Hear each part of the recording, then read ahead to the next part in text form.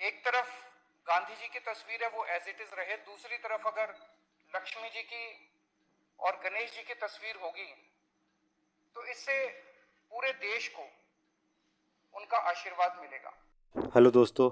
तो जैसे आप लोगों ने अभी तक सुन ही लिया होगा कि केजरीवाल जी ने कहा है कि भारतीय करेंसी के ऊपर लक्ष्मी जी और गणेश जी की फ़ोटो होना बहुत ही शुभ माना जाएगा और भारत की इकोनॉमी इससे सुधर सकती है।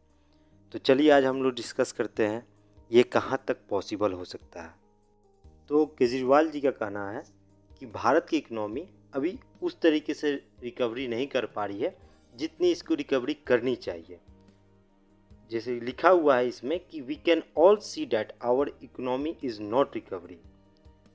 और इनके कहने का मतलब ये है कि भारत की इकोनॉमी उस तरीके से रिकवर इसलिए नहीं कर पा रही क्योंकि जो हमारे प्राइम मिनिस्टर ने लाल किले से खड़ा होकर कहा था कि हम लोगों को 2047 तक इंडिया को एक डेवलप कंट्री बनना है, तो जिस रफ्तार से हमारी जो रिकवरी होनी चाहिए उस रफ्तार से हमारी रिकवरी नहीं हो पा रही है।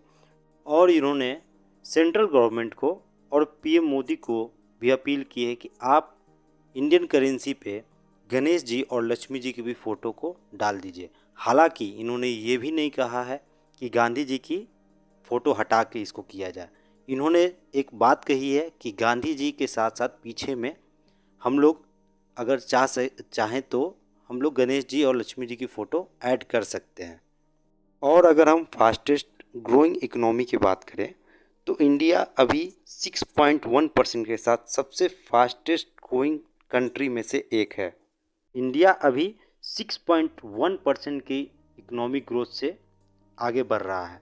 लेकिन यहाँ मैं एक बात और ऐड करना चाहूँगा कि अभी जिस स्पीड से हम लोग की रिकवरी होनी चाहिए, केजरीवाल जी ने एक बात सटीक कही है कि उस स्पीड से हमारी रिकवरी नहीं हो पा रही है, क्योंकि जो हमने टारगेट हम लोग अपने आप को दिए हैं कि 2047 तक हमें एक डेवलप नेशन बनना है, तो हमें कम से कम 9 to 10% की एक ग्रोथ चाहिए होगी, तभी जाके लगभग हम 2047 टू 2050 तक हम लोग एक डेवलप नेशन की तरफ बढ़ सकते हैं। मेन यहाँ केजरीवाल जी का ये नोटिस करना था, ये नोटिस करवाना था पूरे देश को और सेंट्रल गवर्नमेंट को कि जिस रफ्तार से हमारी करेंसी गिरती जा रही है वहाँ हमें बल देना होगा। और इन द फ्यूचर एक्सपर्ट्स का कहना है कि अभी इंडियन रुपीस की और भी पिटाई हो सकती है। लगभग इंडियन रुपीस 84 to 85 डॉलर तक जा सकती है। लेकिन यहाँ सिर्फ ये कहना सही नहीं होगा कि सिर्फ इंडियन रुपीस की ही पिटाई हुई है। यहाँ पे चाइनीज़ युआन हो चाहे जापानीज़ येन हो, यहाँ हर एक करेंसी की पिटाई हुई है क्योंकि डॉलर स्ट्रांग होते जा रहा है। यूएसए में जब तक वहाँ के इंटरेस्ट रेट बढ़ते रहेंगे, इंटरेस्ट रेट को बढ़ाया जाएगा, तब तक यूएस के डॉलर मजबूत होंगे और अदर कंट्री के करेंसी ऐसे ही गिरते जाएंगे।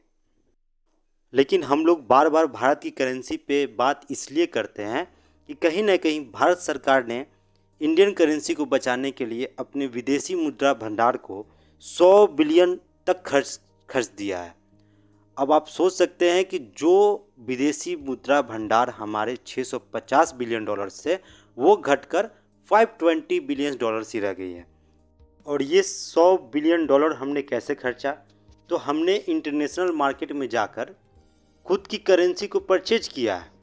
और ये कुछ हद तक ऐसा हुआ जैसे कि आपकी एक टी शर्ट की दुकान है और आपने अपनी सेविंग अकाउंट से ही पैसे निकालकर अपने दुकान से ही टी शर्ट को ख़रीदा, क्योंकि टी शर्ट की इससे जो है ट्रांजैक्शन दिखे और जो आपके है दुकान की ट्रांजैक्शन दिखे और टी शर्ट की जो है वैल्यूएशन और आपके दुकान के वैल्यूएशन बनी रहे।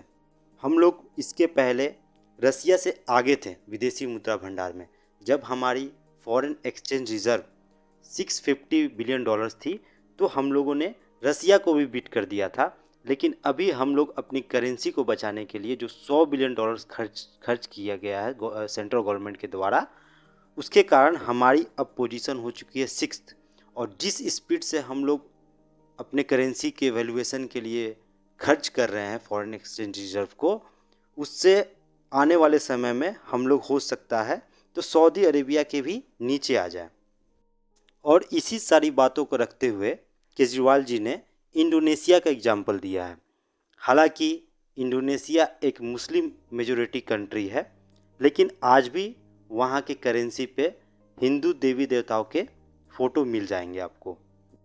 और जैसे कि आप लोग यहाँ देख सकते हैं, यह है इंडोनेशियन 20,000 रुपया, जिस पे गणेश जी की फ़ोटो लगी हुई है। और मैं इंडोनेशिया के बारे में ये बता दूँ आप सभी को, कभी महाभारत और रामायण जैसे रूट्स को कभी डिक्लाइन नहीं करते हैं। और इसके अलावा इंडोनेशिया के जो पहले प्रेसिडेंट थे, जिन्होंने जवाहरलाल नेहरू के साथ मिलकर नॉन अलाइन मूवमेंट की शुरुआत की थी, जिनका नाम था प्रेसिडेंट सुकार्नो। अगर मेरे हिसाब से अगर किसी कंट्री के जेन्युइन डेवलपमेंट को देखना है तो आप देखो ह्यूमन डेवलपमेंट रिपोर्ट्स को। तो वहाँ पे आप देख सकते हैं कि इंडोनेशिया की रैंक है 114 और इंडिया की रैंक है 132। लेकिन अगर आप हिस्टोरिकली देखो तो इंडोनेशिया की करेंसी एक समय पे क्रैश कर गई थी 1960 टू 1970 के आसपास।